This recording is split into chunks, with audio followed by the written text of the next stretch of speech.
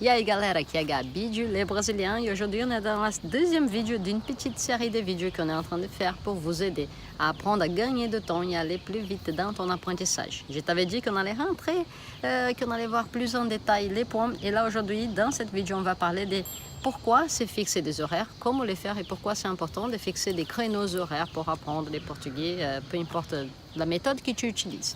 Donc, comme toute activité qui c'est une demande de développer une habilité, tu dois t'entraîner. Et s'entraîner, ça veut dire refaire la même chose de façon fréquente. On est d'accord, c'est simple, c'est clair. Mais pourtant, est-ce que tu as mis là dans ton calendrier qui est les mardis soirs ou les jeudis soirs, tu étudies le portugais? Est-ce que tu as fait ça? La plupart des personnes qui apprennent de façon autonome ne le font pas. Et la plupart des personnes qui apprennent le portugais ou n'importe quelle autre langue dans un groupe, ils le font seulement parce qu'ils ont l'horaire créneau qu'ils ont payé pour aller dans ces cours. Mais du coup, entre les deux cours qu'ils ont payés et qui sont allés, ils n'ont pas réservé un créneau horaire pour apprendre le portugais. Ce qui veut dire qu'il peut-être il va étudier le portugais 2 fois par semaine quand il ira dans son cours. Et il ne va pas le refaire après, il ne va pas réviser après. Et ça, c'est pas assez. Tu ne peux pas voir un contenu aujourd'hui une fois et l'avoir mémorisé d'une façon que tu n'as plus jamais besoin de réviser. Donc, fixer les créneaux horaires, c'est le premier point pour réussir à long terme à avoir un apprentissage qui va marcher et une routine qui va se tenir. Parce que si tu dis, ah non, dimanche, je vais étudier, je vais travailler mon portugais 4 heures. Ça ne marche pas non plus. C'est bien mieux d'avoir des petits créneaux horaires bien plus souvent qu'avoir des grands créneaux 2 fois par semaine par exemple, 1 fois par semaine. Donc quelques suggestions pour toi, comment trouver ces créneaux et comment l'avoir de façon régulière. Idéalement, c'est mieux d'avoir 15 minutes que d'avoir 1 heure. Donc 15 minutes plus régulièrement, plus fréquemment, c'est mieux qu'1 heure tous les 3 ou 4 jours. Donc si tu as cette possibilité, tu vas déjà commencer à t'organiser dans ta tête là avec moi. Quand est-ce que je peux utiliser ces 15 minutes? Est-ce que tu as 15 minutes pendant ton petit déjeuner que tu peux t'asseoir et travailler et apprendre le portugais? Est-ce que tu as ces 15 minutes pendant ta pause déjeuner? Tu es au travail, normalement tu prends ton téléphone, tu regardes un peu tes messages sur les réseaux sociaux, tu appelles tes copains. Tu ne pourrais pas profiter de ces 15 minutes-là pour étudier ta petite leçon, ta méthode et travailler, réviser ce que tu as appris dans la leçon précédente?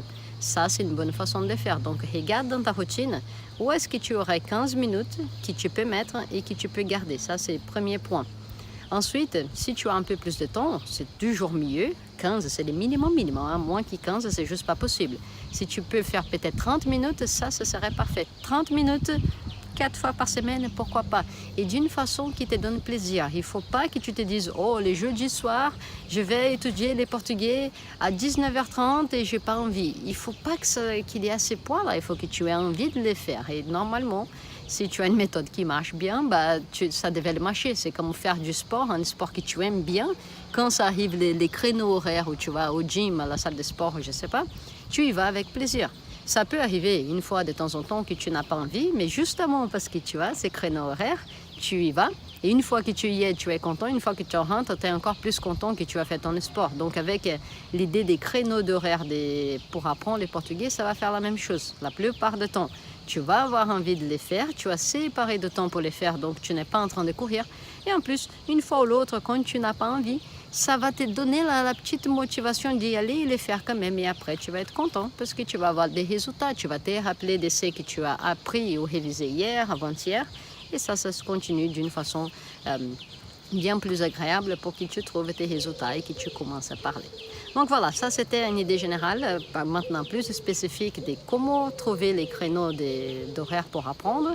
C'est toujours mieux d'avoir moins de temps mais plus fréquent que beaucoup de temps et les faire qu'une fois par semaine. Tu regardes dans ta routine et tu décides maintenant. Il ne faut pas arrêter cette vidéo et ne pas prendre une décision. Si tu fais ça, tu viens de faire de Netflix avec moi et je te remercie parce que je ne savais pas que j'étais actrice et je suis plutôt professeure de portugais. Mais du coup, vas-y, joue avec moi les jeux, regarde dans ton agenda. Oh, c'était ridicule, je sais. Des fois, je fais des petites blagues qu'on ne comprend pas. Regarde dans ton agenda et vois. Ah, lundi soir, mardi matin et les mercredis, ce sont des journées où je peux faire ça et ça m'arrange bien et ça va être bien. Essaye de caler au moins 3 ou 4 fois par semaine, 15 minutes. Et tu vas voir dans quelques semaines, si tu suis cette routine, c'est impossible de ne pas avoir des résultats. Et du coup, une fois que tu as fait ça, tu peux regarder l'autre vidéo où on va rentrer dans les deuxièmes points.